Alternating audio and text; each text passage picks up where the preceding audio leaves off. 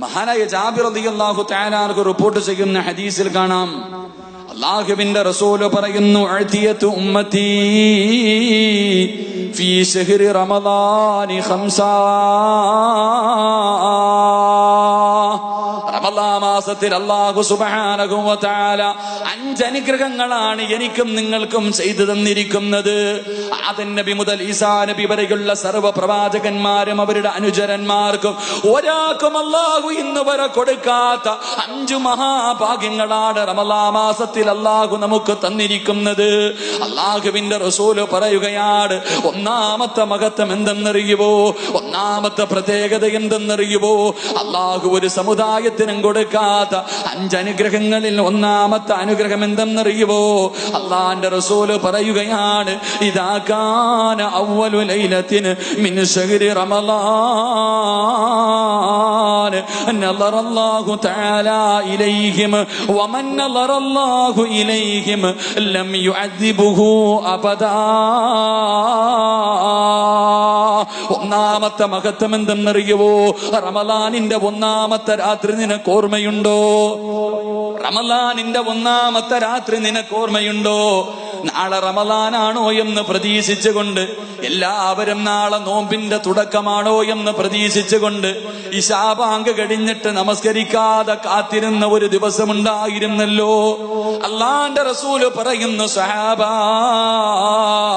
ആ ദിവസത്തിൽ അല്ലാഹു ആകാശത്ത് നിന്ന് ഭൂമിയിലേക്ക് നോക്കുകയാണ്. അല്ലാഹുവേ, പള്ളിക്കകത്ത് നോമ്പ് പ്രതീക്ഷിച്ചിട്ട് 2 മാസക്കാലം അല്ലാഹുമ്മ ബാരിക് ലനാ ഫീ റജബിൻ വ ശഅബാൻ വബല്ലിഗ്നാ ശഹ്റു റമളാൻ. 2 മാസം പടച്ചവനോട് പൊട്ടിക്കരഞ്ഞ് ദുആ ചെയ്തിട്ട് എനിക്ക് റമളാൻ വരെ ആയുസ് തരണേ എന്ന് ദുആ ചെയ്ത് കാത്തിരിക്കുന്ന ആ അതിഥി കടന്നു വരുന്ന സമയമുണ്ടല്ലോ, അത് കാത്തിരുന്ന സമയമുണ്ടല്ലോ. എന്റെ പ്രിയമുള്ളവരെ, ഈ വന്ന റമളാൻ ഉണ്ടല്ലോ, എല്ലാവരും വിചാരിച്ച് ചൊവ്വാഴ്ചയായിരിക്കും നോമ്പ്, അല്ലെങ്കിൽ ബുധനാഴ്ചയായിരിക്കും നോമ്പ്. പക്ഷേ എല്ലാവരെയും അത്ഭുതപ്പെടുത്തിക്കൊണ്ട് പെട്ടെന്ന് റമളാൻ ഇങ്ങ് കേറി വന്നല്ലോ. എന്റെ പ്രിയമുള്ളവരെ, റമളാനിലെ പ്രതീക്ഷിച്ചുകൊണ്ട് നിസ്കാരപ്പായിലിരുന്നവന്റെ മുഖത്തേക്ക് അല്ലാഹു നോക്കുകയാ. അല്ലാഹുവിന്റെ റസൂല് പറയുകയാണ്, ആരുടെയെങ്കിലും മുഖത്ത് അല്ലാഹുവിന്റെ ആ നോട്ടം എത്തിയിട്ടുണ്ടെങ്കിൽ പൊന്നുമോനെ ലം യുഅദ്ദിബുഹു അബദാ, നരകം നിനക്ക് ഹറാമാണെന്ന് നബിയുനാ റസൂലുള്ളാഹി സ്വല്ലല്ലാഹു അലൈഹി വസല്ലമ തങ്ങൾ പറയുകയാണ്. അല്ലാഹുവിന്റെ പ്രവാചകൻ പറയുകയാ, റമളാനിന്റെ ഒന്നാമത്തെ രാത്രിയുണ്ടല്ലോ, അല്ലാഹു തന്റെ അടിമകളുടെ മുഖത്തേക്ക് നോക്കുകയാണ്.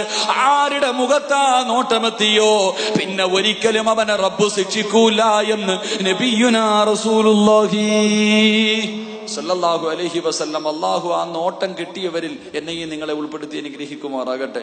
അല്ലാഹു ഉൾപ്പെടുത്തി അനുഗ്രഹിക്കുമാറാകട്ടെ. 2ാമത്തെ ഭാഗ്യം KL 60G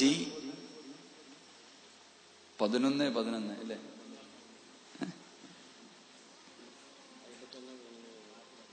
എത്ര നമ്പർ ഇപ്പൊ? 51 11 11 ആകുമ്പോ KL 60G 51 11 11 51 101 KL 60K 57 86 ഈ 2 വണ്ടി ഒന്ന് മാറ്റി കൊടുക്കുക. അല്ലാഹു ഭാഗ്യം നൽകി അനുഗ്രഹിക്കുമാറാകട്ടെ.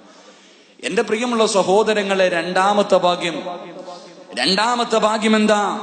അല്ലാഹുവിന്റെ പ്രവാചകൻ സല്ലല്ലാഹു അലൈഹി വസല്ലമ തങ്ങൾ പറയുകയാണ്, അല്ലാഹുവിന്റെ റസൂല് പറയുന്നു, ഫഇന്ന ഖലുഫ ഫഅഫ്വാഇഹിം ഹീന യമുസൂന അത്യബ ഇൻദല്ലാഹ്. നോമ്പ് പിടിച്ചിട്ടിരിക്കുന്നവനാണല്ലോ, ഭക്ഷണം കഴിക്കാതെ വെള്ളം കുടിക്കാതെ എന്റെയും നിങ്ങളുടെ വായ്ക്കകത്ത് നിന്ന് ദുർഗന്ധമടിക്കുന്നുണ്ടല്ലോ, ദുർഗന്ധമടിച്ച് വീശുന്നുണ്ടല്ലോ. അല്ലാഹുവിന്റെ റസൂല് പറയുകയാ, നോമ്പുകാരന്റെ വായ്ക്കകത്ത് നിന്നടിക്കുന്ന ദുർഗന്ധമുണ്ടല്ലോ, നോമ്പുകാരന്റെ വായ്ക്കകത്ത് നിന്നടിക്കുന്ന ദുർഗന്ധമുണ്ടല്ലോ, അത് പടച്ചവന്റെ മുന്നിലെ കസ്തൂരിയെക്കാളും വാസനയുള്ളതാണെന്ന് നബിയുനാ റസൂലുള്ളാഹി സ്വല്ലല്ലാഹു സല്ലല്ലാഹു അലൈഹി വസല്ലമ തങ്ങളെ പഠിപ്പിക്കുകയാണ്, എന്റെ പ്രിയമുള്ളവരെ, ഉച്ച സമയത്ത് പല്ല് തേക്കല്ലേ. നിന്റെ വായിക്കകത്ത് നിന്ന് ദുർഗന്ധമടിക്കുന്നെന്ന് കരുതിക്കൊണ്ട് ഉച്ച സമയത്ത് പല്ല് തേക്കല്ലേ പൊന്നുമോനെ. അത് അല്ലാന്റെ മുന്നിൽ വല്ലാത്ത വാസനയുള്ളതാ. പടച്ചവന്റെ മുന്നിൽ കസ്തൂരിയുടെ വാസനയാണ്.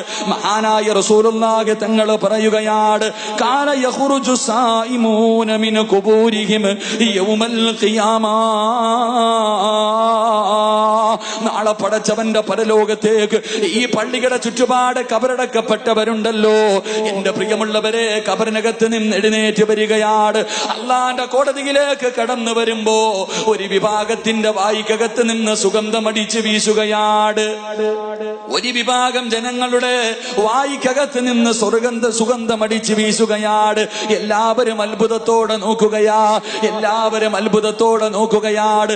കബറിന്റെ അകത്ത് നിന്ന് എഴുന്നേറ്റിട്ട് ഉറങ്ങി എഴുന്നേറ്റവനെ പോലെ എന്നെ ആരാ വിളിച്ചുണർത്തിയത് എന്ന് പറഞ്ഞുകൊണ്ട് തലയുടെ മുകളിലിരിക്കുന്ന മണ്ണ് തട്ടിക്കളഞ്ഞിട്ട് അല്ലാഹുവേ പരലോകത്തേക്ക് നടന്നു പോവുകയാണ്.